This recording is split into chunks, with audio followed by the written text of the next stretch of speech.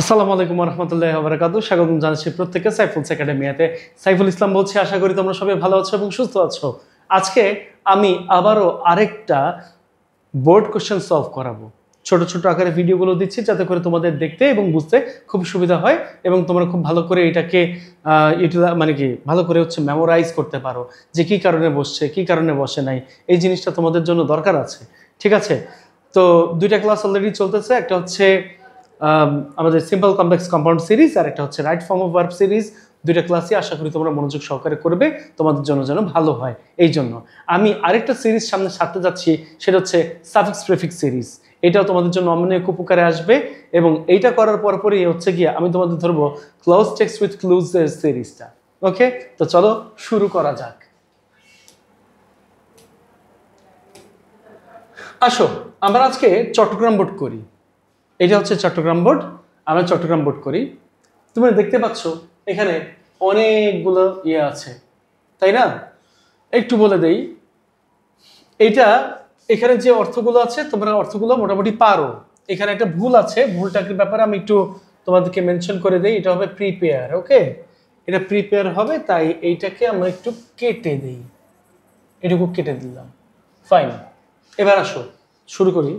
Many students, অনেক ছাত্রছাত্রীরা, তার মানে কি এইটা কিন্তু প্লুরাল সাবজেক্ট, এইটা ডিরেক্টলি প্লুরাল সাবজেক্ট পাইলাম। এখন এই যে প্লুরাল সাবজেক্ট তুমি দেখতে পাচ্ছ, গ্যাপের আগে প্লুরাল সাবজেক্ট থাকলে ভার্বটাও কিন্তু প্লুরাল হয়, তাই না? ভার্বটাও কিন্তু প্লুরাল হয়। তাহলে আমি কি দেখতে পাচ্ছি? মেনি স্টুডেন্টস ড্যাশ দেয়ার স্টাডিজ, অনেক ছাত্রছাত্রীরা তাদের পড়াশোনা কি করে, এখনো কিন্তু বোঝা যাচ্ছে না। From the beginning of the year, বছরের শুরুতে। বছরের শুরুতে কি অনেক স্টুডেন্ট পড়াশোনা করে? আমার তো মনে হয় না করে, তাই না? আমার কিন্তু মনে হয় না যে করে। তাহলে আমরা কি করব? আমরা এই জিনিসটা করব, মেনি স্টুডেন্টস, এইখানে আমরা লিখে ফেলবো নেগলেক্ট। নেগলেক্ট লিখে ফেলবো।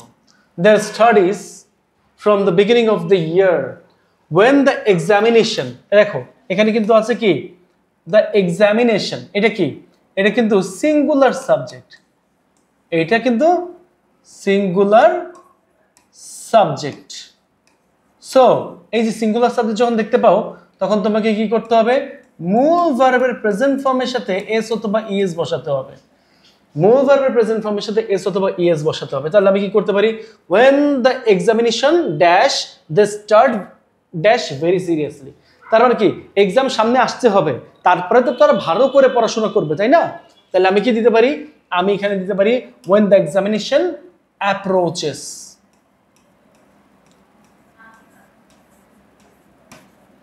অ্যাপ্রোচেস দিতে পারি, লাস্টে ইএস যুক্ত হয়েছে, ওটাকে আমরা রেড মার্ক করে দিলাম। দে স্টার্ট, স্টার্টটা কি? স্টার্ট কিন্তু অলরেডি একটা প্রিন্সিপাল ভার্ব, তার মানে আমরা আগে থেকেই একটা প্রিন্সিপাল ভার্ব দেখতে পাচ্ছি, তাই না?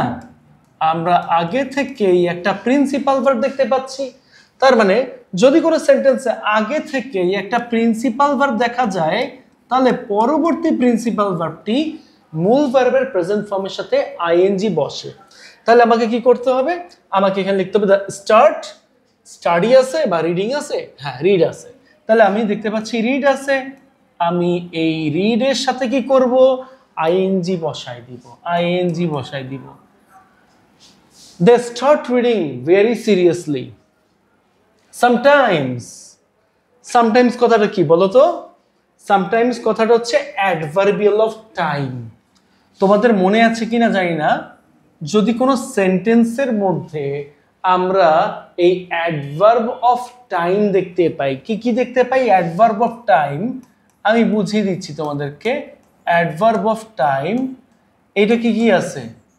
এটা আছে হচ্ছে always, regularly, sometimes, often, generally, daily, every day, occasionally, usually, normally, এই কথাগুলো আছে, তাই না? এই কথাগুলো আছে। দ্যাট মিনস তোমাকে অবশ্যই তখন সাবজেক্ট অনুযায়ী মূল ভার্বের প্রেজেন্ট ফর্ম অথবা তার সাথে এস অথবা ইএস বসাতে হতে পারে। তাহলে আমরা কি করব? Sometimes they dash notes. Sometimes মাঝে মাঝে তারা কি করে? তারা এইখানে যেটা হবে, যেহেতু সামটাইমস এর পরে দে আছে, দেটা কি? দেটা হচ্ছে গিয়ে একটা প্লুরাল সাবজেক্ট। দে হচ্ছে কি একটা প্লুরাল সাবজেক্ট, আর এই প্লুরাল সাবজেক্ট থাকার কারণে এই জায়গায় ভার্বের প্রেজেন্ট ফর্ম বসছে। তাহলে সামটাইমস দে কি করে, নোট কালেক্ট করতে পারে, তাই না? কালেক্ট করতে পারে, এই দেখো কালেক্ট আছে, সংগ্রহ করে। তাহলে আমি কি লিখবো? কালেক্ট, কালেক্টের জায়গায় ঠিকই বসবে, এটার কোনো চেঞ্জ হবে না। Collect notes from their friends.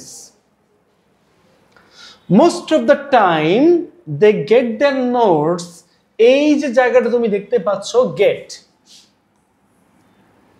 যদি কোনো গ্যাপের আগে have, has, had, get, got, being এবং অথবা হ্যাভিং দেখা যায়, এই কয়টার যে কোনোটা দেখা যায়, তাহলে গ্যাপে অবশ্যই এই কারণে তুমি মূল ভার্বের পাস্ট পার্টিসিপল ফর্ম বসাবে। তার মানে এইখানে আমরা কি করতে পারি? এখানে আমরা দেখতে পাচ্ছি মোস্ট অফ দ্য টাইম, বেশিরভাগ সময়ে, দে গেট দেয়ার নোটস, তারা তাদের এই নোটটা পায় কিভাবে? প্রস্তুতকৃত, কারণ তাদের প্রাইভেট টিউটরসদের কাছ থেকে। প্রাইভেট টিউটররা কি করে? প্রস্তুত করে দেয়। তাহলে আমরা এখানে লিখতে পারি কি? প্রিপেয়ার। কোথায় আছে প্রিপেয়ার? আছে, এই যে আছে, এই আমি তো নিজেই তাকাইছিলাম। তাহলে এই যে প্রিপেয়ার্ড, এটার সাথে একটা ডি যাবে, ওকে, ডি যাবে, প্রিপেয়ার্ড। তারপরে by their private tutors, they dash this notes, তারা কি করে? তারা এই নোটটা পড়ে, তাই না?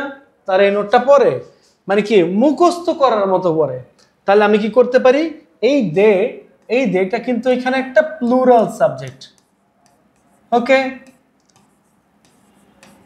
তাহলে প্লুরাল সাবজেক্ট থাকলে কি হবে? ভার্ব প্লুরাল হবে, এই নাও। তাহলে আমরা কি করতে পারি? আমরা এখানে লিখতে পারি হচ্ছে they memorise, they memorise this notes, without আছে, উইদাউট আছে, তাই না? যদি এখানে উইদাউট থাকে, তার মানে এই উইদাউটটা কি এখানে একটা প্রিপজিশন আকারে আছে, এই উইদাউটটা এখানে একটা প্রিপজিশন আকারে আছে।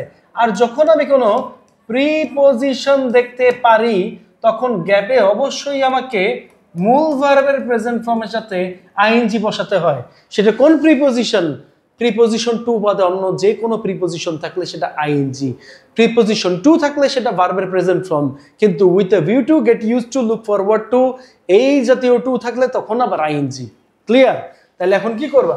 এখন উইদাউট, দে মেমোরাইজ দেয়ার নোটস উইদাউট, কি করে? না বুঝেই, কোনো না কিছু না বুঝেই। তাহলে আমি কি করতে পারি? এইখানে আছে হচ্ছে আন্ডারস্ট্যান্ড, এই যে উপরে দেখা যাচ্ছে আন্ডারস্ট্যান্ড আছে, এই আন্ডারস্ট্যান্ডের সাথে আমি একটা আইএনজি করে ফেলতে পারি। তার মানে কি হয়ে যাবে? Without understanding, without understanding. Clear তো? এবার দেখো without understanding, as a result, ফলাফলে, দ্য মানে দেয়ার পাওয়ার অফ, তাদের কি এখানে কি আছে? প্রিপজিশন অফ আছে, দেখো আবারও প্রিপজিশন অফ। তার মানে টু ছাড়া অন্য কোনো প্রিপজিশন দেখলে আমাকে অবশ্যই করতে হবে কি? মূল ভার্বের প্রেজেন্ট ফর্মের সাথে আইএনজি করতে হবে। এইবার তাহলে কি হবে? দেয়ার পাওয়ার অফ কি? চিন্তা করার ক্ষমতা। এই দেখো চিন্তা করার কি আছে? ওই যে থিঙ্ক আছে। তাহলে আমি কি করে ফেলবো?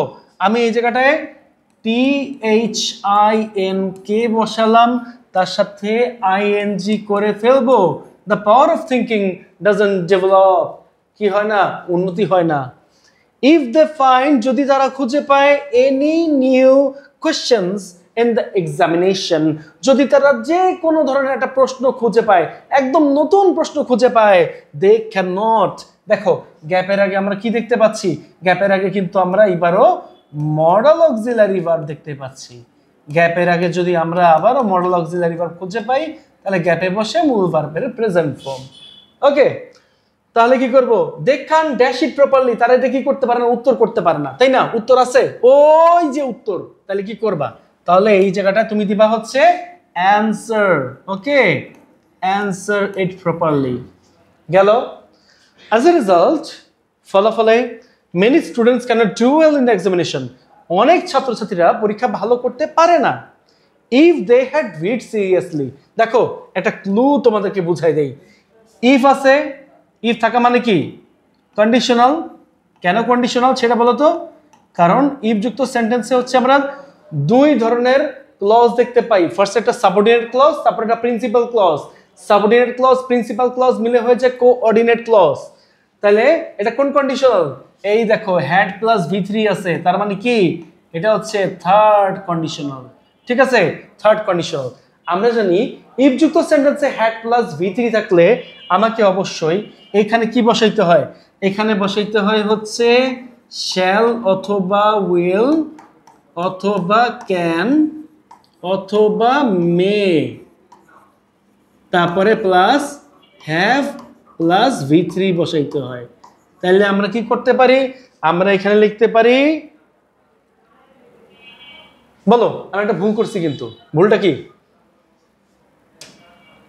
এখানে এটা বসবে না, এখানে বসবে আরেকটা, এটা আমার ভুল। ওকে, এখানে বসবে হচ্ছে would অথবা could অথবা might, এটা বসবে, তারপরে হ্যাভ প্লাস V3। তাহলে আমরা কি করতে পারি? আমরা এখানে লিখতে পারি হচ্ছে would, তারপরে হ্যাভ দিলাম, তারপরে কি করব? V3 করব। V3 করতে গেলে কি বসবে? ডু আছে কোথাও দেখো তো, ডু, এই যে ডু আছে, এই ডু এর সাথে একটা এন আর ই দিয়ে দাও, তাহলে V3 হয়ে যাবে they would have done better result in the examination, তারা পরীক্ষার হলে ভালো করত। এখানে অ্যানালাইজেশনটা কি দেখো, একটু বলি অ্যানালাইজেশনটা কি। ভার্বের প্রেজেন্ট ফর্ম কয়বার আসছে? একবার। আর কি আছে ভার্বের প্রেজেন্ট ফর্ম? দুইবার আসছে ভার্বের প্রেজেন্ট ফর্ম, তাই না? এখন এস বাই এস কয়বার আসছে? একবার, ওটা ভার্বের প্রেজেন্ট ফর্মের মধ্যেই পড়ে, মানে তিনটা। ও এই যে ভার্বের প্রেজেন্ট ফর্ম 1 2 3, তার সাথে এস বাই এস, প্রেজেন্ট টেন্সের নিয়ম। এবার দেখো 4বার আসছে, তাই না? একটা প্যাসেজ থেকে 4বার আসছে। আইএনজি কয়বার আসছে? এই একটা আইএনজি, এই একটা আইএনজি, ঠিক আছে? এই দেখো এটা 5বার হয়ে গেছে, এখানে হচ্ছে 5বার, 5 আর এখানে 2 7। আদার্স নিয়ম কোনটা কোনটা আসছে? আদার্স নিয়ম যদি খুঁজো, এই যে কন্ডিশনাল নিয়ম একটা 8, ও 8টা আছে। তারপর আর কি কি আছে দেখো, V3 নিয়ম একটা 9, V3 have has had get got থাকলে এটা হয়, ঠিক আছে? আর বাদ বাকি তো হচ্ছে কি আইএনজি, ও আইএনজিটা বেশি আছে, এই টোটাল 10, ঠিক আছে?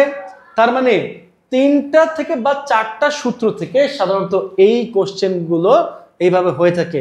প্যাসেজ একবার যেরকম হবে ওই অনুযায়ী হচ্ছে কি, মানে কি সূত্র যেটাই আসুক না কেন, সূত্রে বারবার রিপিট হবে, একই প্যাসেজে বারবার রিপিট হয়, ঠিক আছে?